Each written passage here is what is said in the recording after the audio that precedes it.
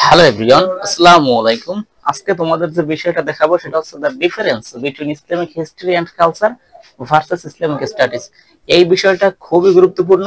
এই দুটি সাবজেক্ট সম্পূর্ণ আলাদা এবং এই সাবজেক্টটি কি স্টুডেন্টের জন্য ভালো হবে, এই সাবজেক্টটি কি স্টুডেন্টের জন্য ভালো হবে, সেটা আমি বিস্তারিত বলার চেষ্টা করব।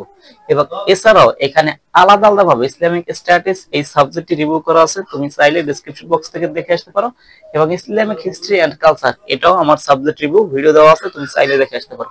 আচ্ছা, এখানে যে বিষয়, এই দুইটি সাবজেক্টের ক্ষেত্রে অনেকে গুলিয়ে ফেলে, বুঝতে পারছো? এটা করা যাবে না। কারণ এডমিশনের সময় যেখানে মেরিট লিস্ট আসার পরে ইউনিভার্সিটি এডমিশনের সময় তোমরা যখন সাবজেক্ট চয়েস দাও তখন এই বিষয়গুলো জেনে তারপর চয়েস দিতে হবে। কারণ ফুল সাবজেক্টটি চলে আসলে তোমার 4টি বছর খুবই কষ্ট করে এবং প্যারাদায়ক ভাবে শেষ করতে হবে। এই কারণে তোমার পছন্দ না হলে সাবজেক্টটি কিন্তু তুমি পরে মজা পাবে না, সে কারণে জেনে নাও। ইসলামিক হিস্ট্রি এন্ড কালচার এই সাবজেক্ট হচ্ছে মুসলমানদের গৌরব উজ্জ্বল ইতিহাস, মুসলমানদের নানা যুদ্ধ বিগ্রহ ইত্যাদি যে গৌরব উজ্জ্বল ইতিহাসগুলো আছে সেগুলো তোমাকে 4টি বছর পড়ানো হবে। এর পাশাপাশি এই 4টি বছরে এই সাবজেক্টে রিলেটেড আরো অনেকগুলো কোর্স তোমাকে পড়ানো হবে। এরপর যদি আসি ইসলামিক স্টাডিজ, এখানে পড়ানো হবে ইসলামের যে নানা দিক, ইসলামের যে শিক্ষা, এখানে কোরআন, হ্যাঁ, ফিকহ, মাজিদ ইত্যাদি বিষয়গুলো খুঁটিনাটি পড়ানো হবে। এবং এখানে সব থেকে বেশি গুরুত্বপূর্ণ আছে দুইটা, একটা হচ্ছে কলেজ ব্যাকগ্রাউন্ড আর একটা হচ্ছে মাদ্রাসা ব্যাকগ্রাউন্ড। কাদের জন্য কোনটা বেস্ট হবে? আরবি পারো না, আরবি লিখতে পারো না, আরবি পড়তে পারো না, তাদের জন্য ইসলামিক হিস্ট্রি এন্ড কালচার এটা একটা সুপার লেভেলের সাবজেক্ট, বুঝতে পারছো? এখানে কম পড়াশোনা করে ভালো সিজিপি অর্জন করা যায়। এবং এখানে আরবির সাথে কোনো সম্পর্ক নেই, তুমি একদম আরবি না জানলেও এটা ভালো করে পড়তে পারবে। কারণ এখানে তোমাকে আরবি রিলেটেড কিছু পড়ানো হবে না, এখানে পড়ানো হবে ইসলামের গৌরব উজ্জ্বল ইতিহাসগুলো। কনসেপ্ট একদম ক্লিয়ার করে নাও।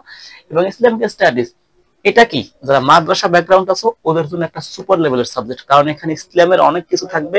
এখানে কোরআন, হাদিস, ইসলামের বিভিন্ন কোরআন শরীফ থেকে কোট, বিভিন্ন উক্তি, কত নম্বর বাণী, এখানে কোন সূরায় কোনগুলো, সেগুলো তুমি ভালো বুঝবা। এখানে কলেজ থেকে যারা আসবে তারাও পড়াশোনা করতে পারবে, তবে যারা মাদ্রাসা থেকে আসবে ওদের জন্য একটা ভালো সাবজেক্ট। যারা কলেজ থেকে আসবে ওদের একটু শুরুতে কষ্ট হবে, তারপর আরবিটি একটু শিখে নিলে ওদের কাছেও ভালো হবে। কারণ এখানে পরীক্ষার খাতায় যারা আরবি জানে বিভিন্ন জিনিস ফুটে তুলতে পারে, যেটা টিচারকে এক্সট্রা ভাবে একটু কি ইমপ্রেসড করা যায় এবং ভালো একটা নাম্বার ক্যারি করা যায়। আশা করি এই কনসেপ্টটা ক্লিয়ার হয়েছে। যারা কলেজ ব্যাকগ্রাউন্ড থেকে আসবে, যারা মাদ্রাসা ব্যাকগ্রাউন্ড থেকে না, তাদের জন্য ইসলামিক হিস্ট্রি এন্ড কালচার, বুঝতে পারছো, ইসলামের ইতিহাস এবং সংস্কৃতি সাবজেক্টটি ভালো হবে।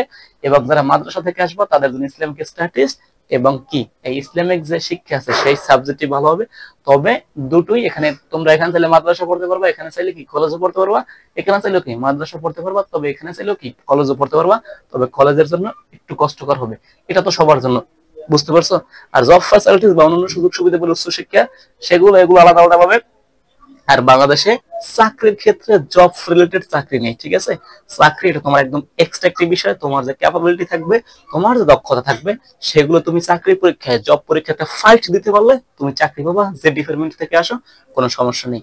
তারপর বাংলাদেশে অনেকগুলো বিশ্ববিদ্যালয় এটা পড়ানো হয়। এবং তুমি কোন ইউনিভার্সিটির জন্য বা কলেজের জন্য এই সাবজেক্ট ভিডিওটি দেখতেছো সেগুলো কমেন্টে জানাতে পারো।